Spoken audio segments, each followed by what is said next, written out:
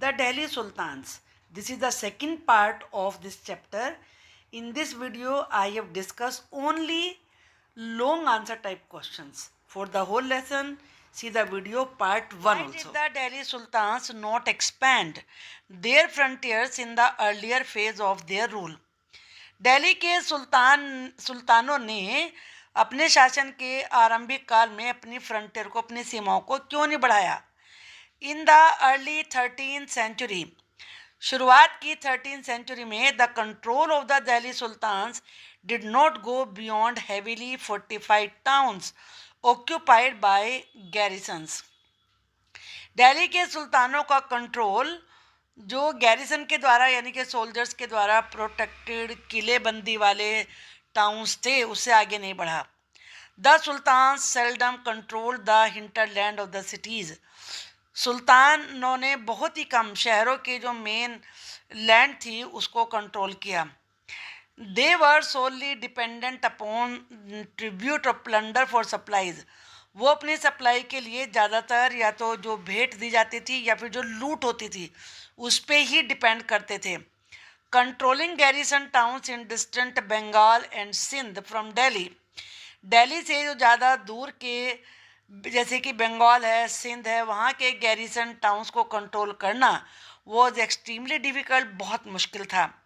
Rebellion, विद्रोह, war, युद्ध and bad weather और ख़राब मौसम cold snap fragile communication routes. जो भी बहुत ही कमज़ोर कम्युनिकेशन के रूट थे वो कट जाते थे। The state was also challenge by Mongol invasion from Afghanistan. और साथ में राज्य को अफगानिस्तान के जो मंगोलों के आक्रमण थे वो भी चुनौती देते रहे। The governors rebelled frequently at any sign of the sultans weakness. जब कभी भी गवर्नर्स को सुल्तान की किसी कमजोरी का जरा सा भी पता चलता था तो वो विद्रोह करते थे। The sultanate barely survived these challenges. तो सल्तनेट इन चुनौतियों का मुश्किल से ही सामना कर पाती थी। How did the territories of Delhi sultanate expand from garrison town to empire. Delhi sultanate की जो टेरिटरी, जो एरिया था, वो गैरिसन टाउन से साम्राज्य कैसे बना? गैरिसन टाउन का मीनिंग मैंने आपको बताया था कि जो सोल्जर से प्रोटेक्टेड एरिया होता था। Explain the first phase of expansion. ये बेकार है।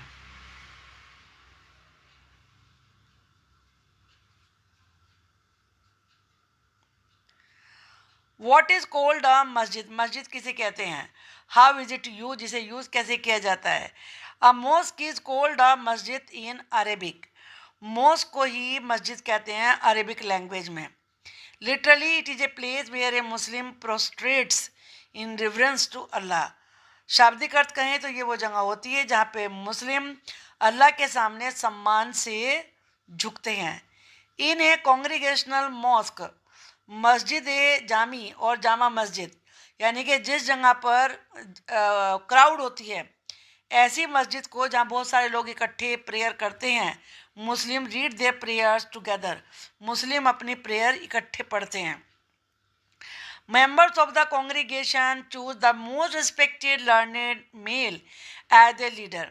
और जो उस भीड़ के मेंबर्स होते हैं वो सबसे ज़्यादा सम्मानित विद्वान पुरुष को अपना लीडर, जिसे इमाम कहते हैं, चुनते हैं for the rituals of prayer, prayer के रिचुअल्स के लिए। He also deliver the sermon. वो उपदेश भी देता है जिसे खुतबा कहते हैं। ड्यूरिंग द फ्राइडे प्रेयर, जो फ्राइडे की प्रेयर होती है उस दिन। During prayer Muslims stand facing Mecca. Prayer के दौरान मुस्लिम मक्का की तरफ अपना फेस करके खड़े होते हैं। In India this is to the west, और इंडिया में ये वेस्ट साइड में है। दिस इज़ कॉल्ड द किबला, उसे किबला कहते हैं। The Delhi Sultans built several mosques in cities all over the subcontinent. Delhi sultans ने पूरे सब कॉन्टिनेंट में बहुत सारे सिटीज़ में मॉस्क बनवाई।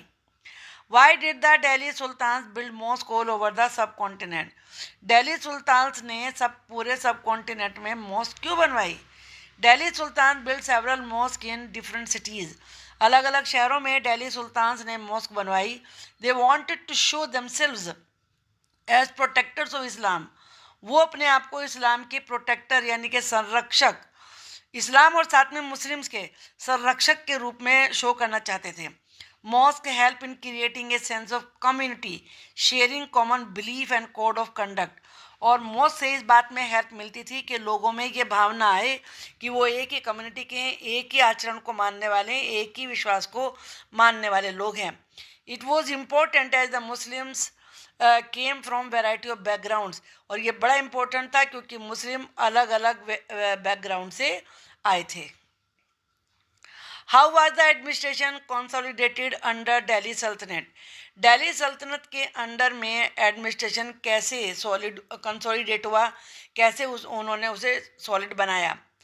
Delhi sultans required reliable governors and administrators, Delhi sultans को बहुत ही विश्वसनीय गवर्नर्स की और एडमिनिस्ट्रेटर्स की आवश्यकता थी।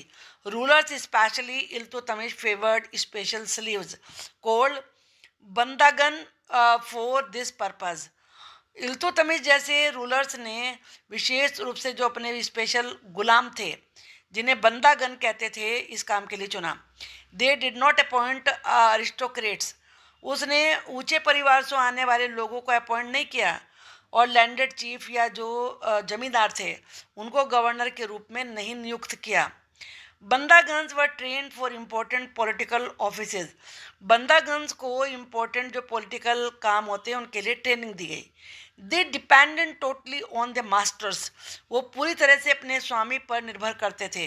There for the sultan could trust them, इसीलिए सुल्तान उनका विश्वास कर सकता था। Khaljis and Tughlaqs continued this tradition, Khalji ने और तुगलकों ने इस परंपरा को जारी रखा।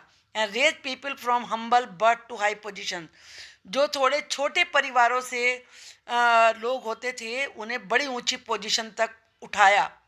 दे were appointed as generals and governors, उन्हें जनरल और गवर्नर के रूप में अपॉइंट किया।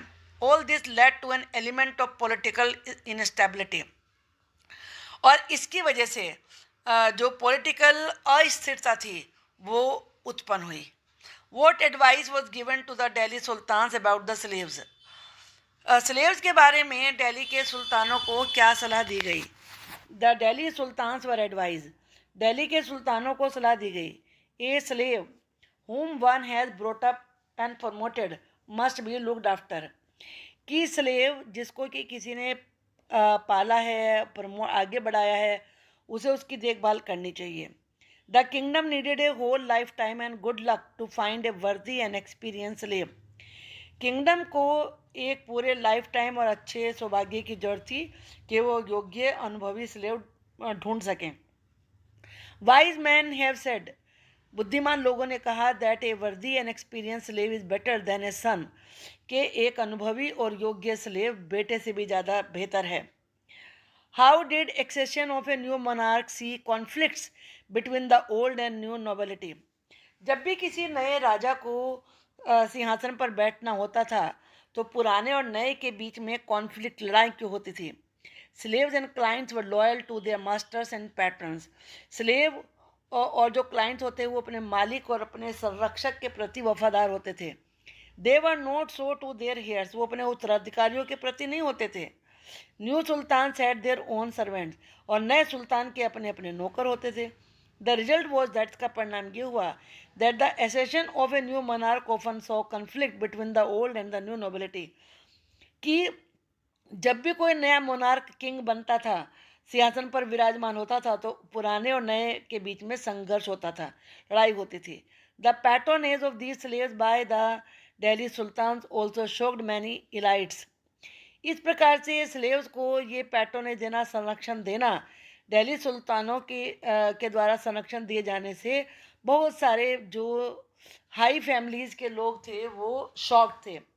The authors of Persian tawarikh criticise the Delhi sultan for appointing the low and base born to high offices, Persian tawarikh के लेखकों ने दिल्ली सुल्तानों की बड़ी आलोचना की इस बात के लिए कि उन्होंने निम्न श्रेणी के और बहुत ही जो छोटे परिवारों में पैदा हुए हुए लोग थे उनको बड़े ऑफिस तक पहुंचाया। वाई डिड बरानी क्रिटिसाइज सुल्तान मोहम्मद तुगलक, बरानी ने सुल्तान मोहम्मद तुगलक की आलोचना क्यों करी। Ziauddin Barani criticized Sultan for his loss of political judgment and incapacity to rule. Ziauddin बरानी ने सुल्तान की आलोचना करी, उसकी एक तो जो पॉलिटिकल जजमेंट की कमी थी उसकी वजह से, और वो रूल करने के उसमें क्षमता नहीं थी इस बात के लिए. He was not in favour of certain administrative appointments. कुछ जो शासकीय अपॉइंटमेंट किए गए शासन के लिए मेड बाय मोहम्मद तुगलक के द्वारा जो किए गए थे वो उनके फेवर में नहीं थे, पक्ष में नहीं थे. जैसे अजीज़ खुमार ए वाइन डिस्टलर, और फिरोज हाजम जो कि एक बार्बर था, और मनका तब्बाक जो कि एक कुक था, लाढ़ा एंड पीरा जो कि गार्डनर थे. Give an account of iqtadar and muqtis. Iqtadar और मुक्तीज़ का वर्णन लिखिए. The Khaljis and Tughlaqs monarch appointed military commanders as governors of territories of varying sizes. Khaljis ने और तुगलक राजाओं ने अलग अलग साइज़ की टेरिटरीज के लिए गवर्नर के रूप में अपॉइंट किए. दी लैंड्स वर कॉल्ड इक्ता. इस लैंड जगह को इक्ता कहते थे, और उनके जो होल्डर थे, जो उनका देखभाल करते थे, उन्हें इक़्तिदार या मुक्ति कहा जाता था. मुक्ति लेड मिलिट्री कैंपेन्स. जो मुक्ति होते थे वो सैनिक अभियान भी चलाते थे, चढ़ाई करते थे, maintain law and order in their iqtas, और अपने अपने इक़्ता में कानून व्यवस्था मेंटेन करते थे. In exchange for their military services के बदले में the muqtis collected the revenue of their assignment as salary. वो अपने एरिया से रेवेन्यू इकट्ठा करते थे, वही उनकी सैलरी होती थी. They also paid their soldiers from this revenue, और इसी रेवेन्यू से अपने सोल्जर्स को सैलरी भी देते थे. Control over muqtis was most effective. Muqtis को कंट्रोल करना बहुत ही प्रभावी था. If their office was not inheritable. अगर उनकी ये जो पोस्ट है, पद है, ये पैतृक ना हो, यानी कि फादर का बेटे को मिलेगा, ऐसा ना हो. And if they were assigned iqtas for a short period of time. अगर उन्हें इक़्ताज़ थोड़े समय के लिए दिया जाए, बिफोर बीइंग शिफ्टेड, वहाँ से हटाने से पहले, तब भी ये बहुत प्रभावी था. These harsh conditions of service were rigorously impose during the reign of Alauddin Khalji and Mohammad bin Tughlaq. इन दोनों शासकों के समय में इन कंडीशंस को, जो सेवाओं की कंडीशन थी, बड़े कठोरता से लागू किया गया. Accountants were appointed by the state. State के द्वारा अकाउंटेंट अपॉइंट किए जाते थे to check the amount of revenue collected by the muqtis, कि मुक्तीज़ ने कितना रेवेन्यू इकट्ठा किया है उसको चेक करने के लिए. Care was taken. ये सावधानी बरती जाती थी that the muqtis collected only the taxes, कि मुक्ति उतना ही टैक्स इकट्ठा करें प्रेस्क्राइब बाय द स्टेट, जितना स्टेट ने कहा है. They could not keep soldiers beyond the required number. एक जितनी उनकी ज़रूरत थी उससे ज़्यादा सोल्जर्स को वो नहीं रख सकते थे. However the authorities of muqtis eroded. जो मुक्तीज़ की पावर थी उसको कैसे ख़त्म किया गया. Delhi sultan brought the hinterland of the cities under their control. Delhi sultans ने जो सिटीज़ की हिंटरलैंड थी उसको अपने कंट्रोल में ले लिया. They force the landed chiefs, the samanta, the rich landlord to accept their authority. उन्होंने फोर्स किया कि जो ज़मींदार हैं, सामंत हैं और लैंड लॉर्ड्स हैं, जो सरदार हैं, वो अपनी पावर को स्वीकार करें.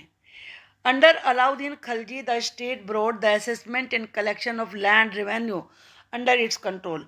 अलाउद्दीन खलजी के शासन में जो लैंड का कलेक्शन था, असेसमेंट था, लैंड रेवेन्यू का कलेक्शन था और असेसमेंट था, वो अपने कंट्रोल में ले लिया.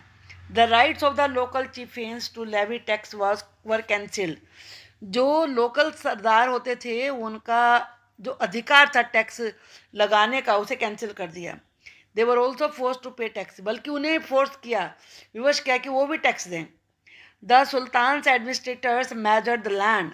सुल्तान के शासकों ने, ऑफिसर्स ने लैंड को नापा. And kept careful accounts. और बड़ी सावधानी से उसका वर्णन रखते थे.